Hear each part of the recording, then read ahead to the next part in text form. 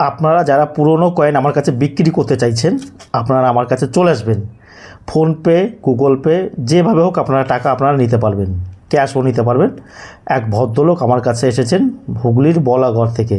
উনি এসে কিছু কয়েন বিক্রি করে টাকা পেয়েছেন। এই যে আপনার টাকা।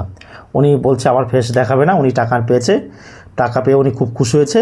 কয়েন দিয়ে উনি টাকা পেয়েছে, সেগুলো আমি দর্শকদের একটু দেখিয়ে দিই।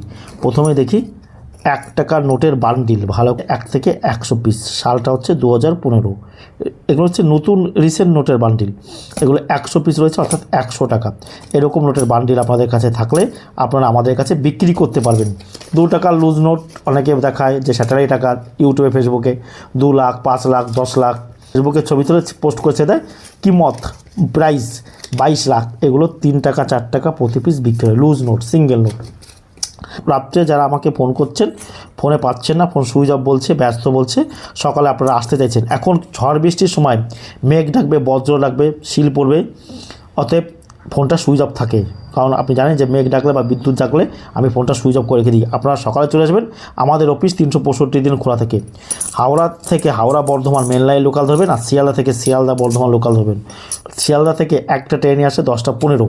বর্ধমান যাওয়ার পথে, বর্ধমান যাবেন না, বর্ধমান যেতে আমাদের স্টেশন পড়বে। বর্ধমানের আগের স্টেশন, মেমারির পরের স্টেশন নিমো স্টেশন। নিমো স্টেশনে নেমে আমাকে ফোন করবেন, আমাকে পেয়ে যাবেন। 1 রুপি ইন্ডিয়া, 1941। জর্জ 6 কিং ছিল ব্রিটিশদের মধ্যে ভারতের শেষ রাজা। জর্জ 6 কিংয়ের সময়কাল ছিল 1937 থেকে 1947 সাল পর্যন্ত এনার সময়কাল ছিল। এনার নামে আমরা বিভিন্ন রকমের কয়েন পেয়ে থাকি। এনার 6 কিংয়ের কয়েনের মধ্যে যে কয়েনটা দামি সেটা ভালো করে আপনারা রেট করে 1939 সালের 1 টাকার কয়েন 1 লাখ টাকা, 2 লাখ টাকা, 3 লাখ টাকা, 5 লাখ টাকা, 7 লাখ টাকা আপনারা পেতে পারেন প্রতি পিস। এখন 1939 সাল হতে হবে। এই কয়েনের মধ্যে আবার, আর এইগুলো দেখাচ্ছে এগুলো আবার নর্মাল ক্যাটাগরি কয়েন। সব কয়েন, সব নোট দামি না। আবার 1/2 রুপি ইন্ডিয়া, 1945। এটা হচ্ছে জর্জ ভি কিং এম্পায়ার। আবার আপনারা 1939-এর এই 1/2 রুপি নিয়ে এলে হবে না, কিন্তু এই 1 টাকার কথা বলেছি। 1 রুপি, এই দুটো 1/2 রুপি মিলে 1 টাকা হতো তখনকার সময়।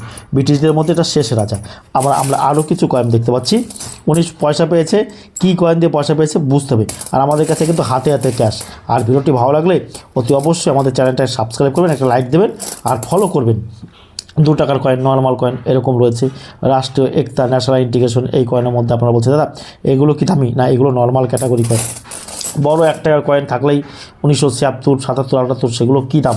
সেগুলো হচ্ছে নর্মাল ক্যাটাগরি। অনেকে বলছে দাদা 80 আপনি দেখিয়েছেন, এগুলো বোঝানোর জন্য। এই কয়েনের মধ্যে কতগুলো দামি হয় আপনারা একটু দয়া করে লিখে রাখুন। 1950 সালের 1 টাকার কয়েন, 1950 হতে হবে। এগুলো দেখাচ্ছি বোঝানোর জন্য। 1950, যার মূল্য 150 টাকা, 200 টাকা প্রতি পিস। 1954, যার মূল্য 1000 টাকা থেকে